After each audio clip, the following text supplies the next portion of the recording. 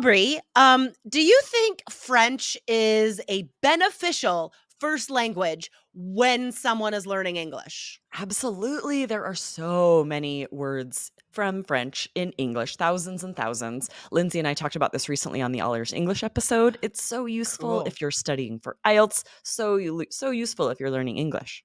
Yes. So the reason I asked Aubrey that question, well, one, because she is fluent in French. If you didn't know, she's amazing. You even taught French. I Yes, mean, I taught French at college here in Arizona. I love French. I miss teaching it. And so, yeah, it's fun whenever we can use it here to help you guys learn because I love French. It's the best. all right. So before we get into why this is important for what we're talking about today, guys, which is pronunciation, I want to give a shout out to Three Keys student Lucia, who took the test for the first time. And Aubrey, can you read her scores? Yes, amazing. A 7.5 overall. Well done, Lucia. 6.5 on writing, 8 on listening, 8.5 on reading, and 7.5 on speaking. With 3 keys IELTS, she was able to do it just taking the test one time. That is the goal.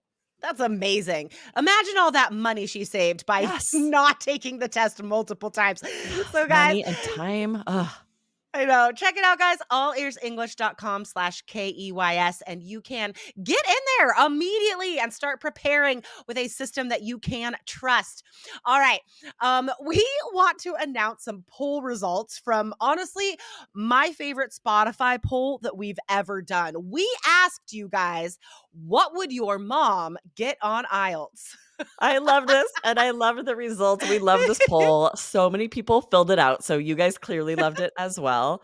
And the majority, well, 50%, so half said 5 or below. So a Yep. lot of you, clearly your mom's first language isn't English. We get it. Sure. Of They course. need 3 keys IELTS, right? They need all ears English so they can get higher than a Tell 5. your mom to listen to All Ears English. That's Yes, the takeaway today. right? Totally.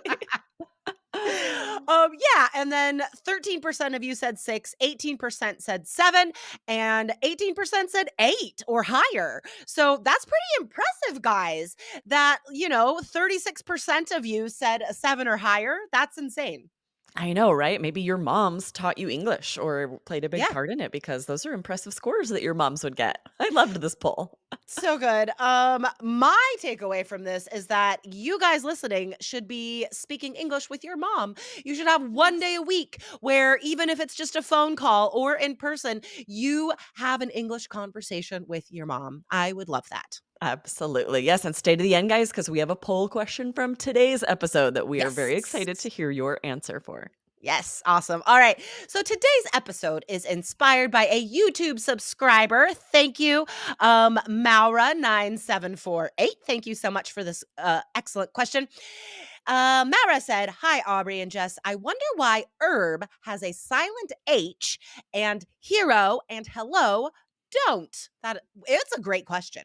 This is a great question. And like we were saying, it's all about French. Yep.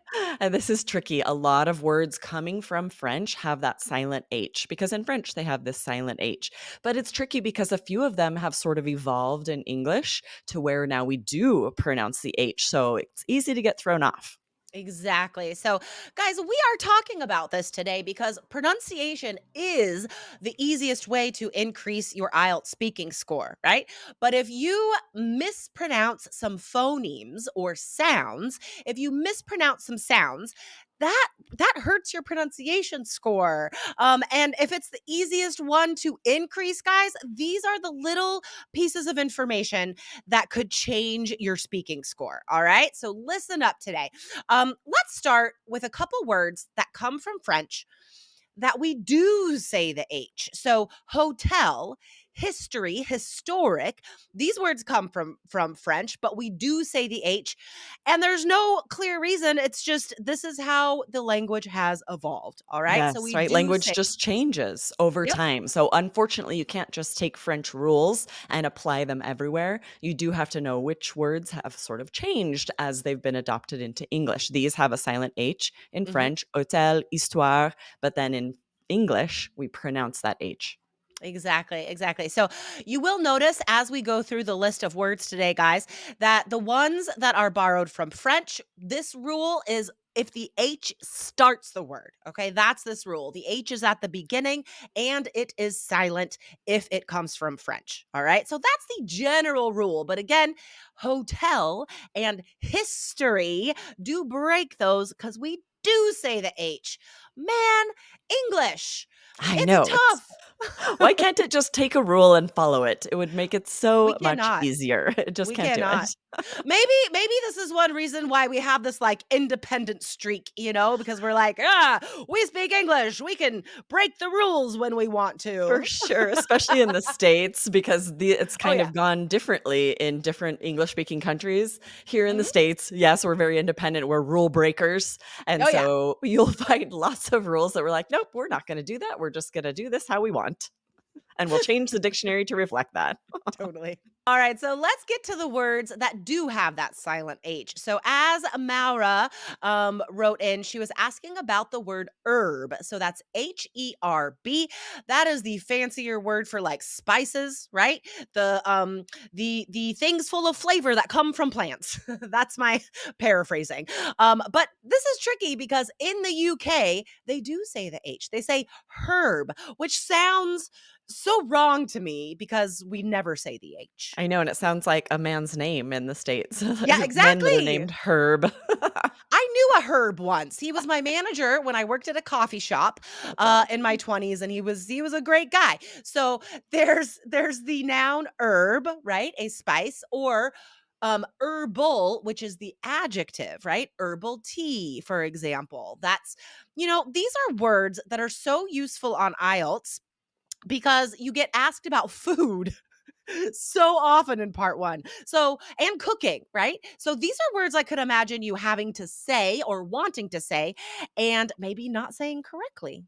Exactly. If you want to share, I love herbal tea, but black tea is too strong for me, or you want to share which types of herbs you like in food. Yeah. This is one where because it's okay to pronounce the H in the UK, this would be Yeah. okay to say herb. Right. It'll sound like you're from England. That works. But some of these next ones we're Exactly. going to teach, if you do pronounce the H, it will be incorrect pronunciation. Exactly. So that is the only exception, guys. You can say herb or herb because one's correct in the UK, one's correct here. So they're both fine on IELTS. Now, this next list of words, guys, you cannot say the H. So I'll give the first two. All right. Hour, HOUR, and honest, HONEST. And then, of course, honestly, right? If you said honestly, that would, that you could not get higher than a 6 for pronunciation if you said honestly. Right. And this is where you can, if you do speak French, this will help because these are all silent H's in French, right? There you Honnête. go. Yes, silent H in French, silent H in English. So that helps at It least that does. these follow that rule. It does. It does. And then these next two, I'll say the English and Aubrey will say the French. Okay. So in Perfect. English, we say honor. Very similar in French. Honneur. French is so pretty. Oh, Yes, I it wish I is. spoke French. Okay. And then the next word, which we will define because you might not know it, Mm. the next word is heir. In French, héritier. A little different, So yes. But yeah, beautiful. this means someone who inherits something. So we Yes. hear about this a lot in older movies where someone is an heir to the throne, like the prince is the heir to the Yes. throne that the king holds. Right, exactly. And so an English word coming from that, inheritance. And so the H is in the middle there, and we do say it, right? If you inherit something, then it means like someone died and gave something to you, right? You inherited it. Or um, traits from your parents. Like I inherited a stubborn streak from both of my parents, to be honest. I inherited my early gray hair from my mom's Mhm. side. So it is a band 7 or higher word, right? Inherit, inheritance, and could come in handy when you're talking about family.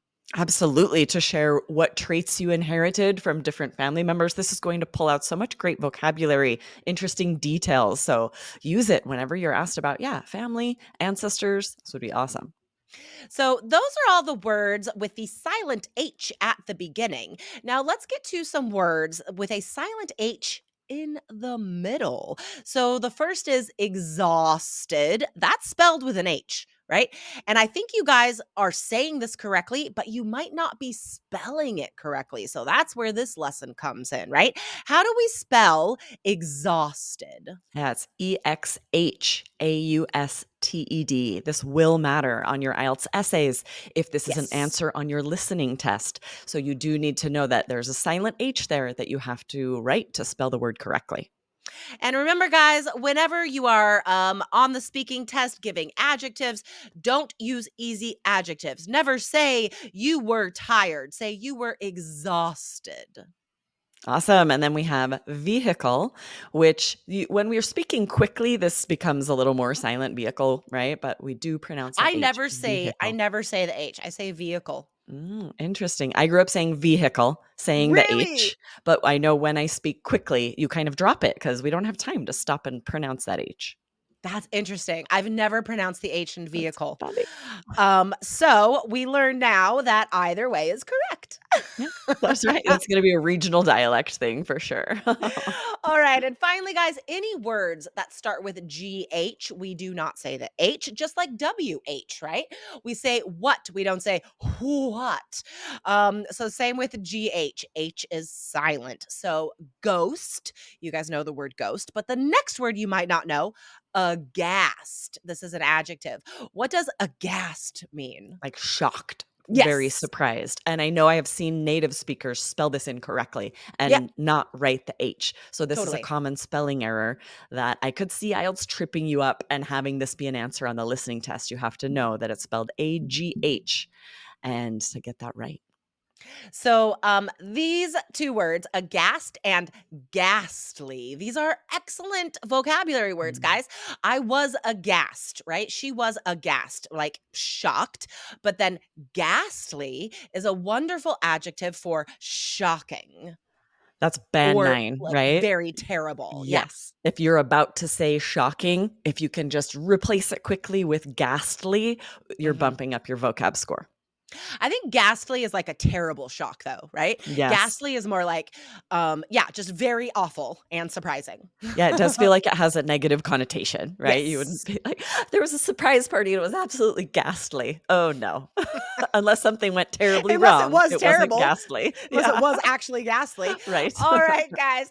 So the takeaway today is it does help your IELTS score when you have knowledge like this, when you have some extra language knowledge about where words come from, why an H might be silent, which words are spelled with an H that we don't say. These are all little details that help your speaking score because of pronunciation and help your writing score because of spelling.